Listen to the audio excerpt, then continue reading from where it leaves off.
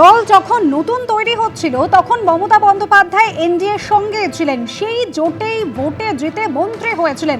ABP আনন্দকে জানালেন কাকলি ঘোষ দস্তিদার।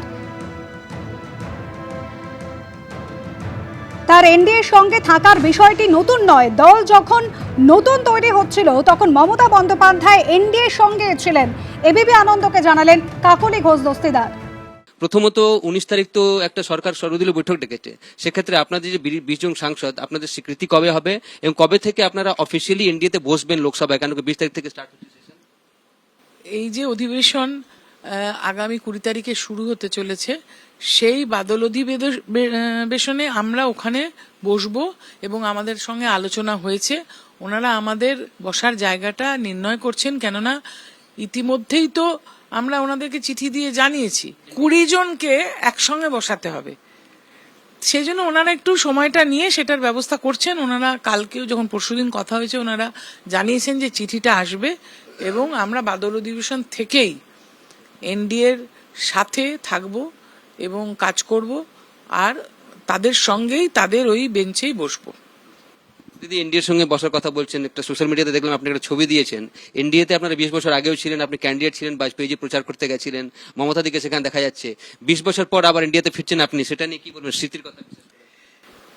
সেই সময় যখন দল নতুন তৈরি হয়েছিল তখন কিন্তু এনডিএর সাথেই নেত্রী ছিলেন এবং সেই জোটেই কিন্তু নির্বাচনে লড়াই হয়েছিল। 98-তে 99-তে উনি মন্ত্রীও হয়েছিলেন।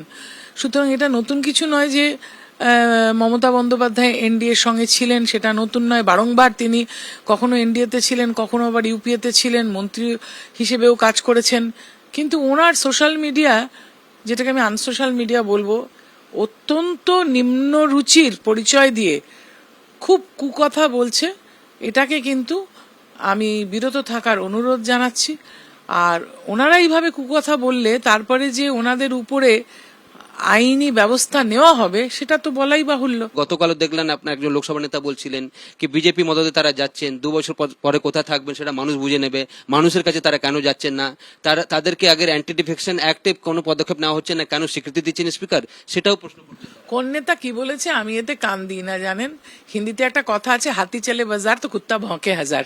সততার সাথে কাজ করার যে পরিকল্পনা আমাদের ছিল, তার জন্যই কিন্তু আমরা মমতা বন্দ্যোপাধ্যায়ের সঙ্গে কাজ করছিলাম। বিগত 5-7 বছরে যে লুটতরাজ চলেছে সেটা তো সংবাদ মাধ্যমে আপনারাও দেখতে পাচ্ছেন, আমিও দেখতে পাচ্ছি। আমরা তার সঙ্গে সেই লুটতরাজের অংশ হিসেবে থাকবো বলে নিশ্চয়ই আসিনি। আগামী 21 জুলাইয়ের নিয়ে কিছু ভাবছেন? শহীদই হয়। শুনুন, শহীদ কে? যে দেশের জন্য প্রাণ দেয়। কার্গিলের শহীদ ও শহীদ, স্বাধীনতা সংগ্রামের শহীদ ও শহীদ। আবার 21শে জুলাই যারা প্রাণ দিয়ে পশ্চিমবাংলায় আইন শৃঙ্খলার স্বার্থে লড়াই করেছিলেন, সেও শহীদ। আমরা স্মৃতিতর্পণ চিরকালও করেছি, এখনো করব। এবিপি আনন্দ, এগিয়ে থাকে, এগিয়ে রাখে।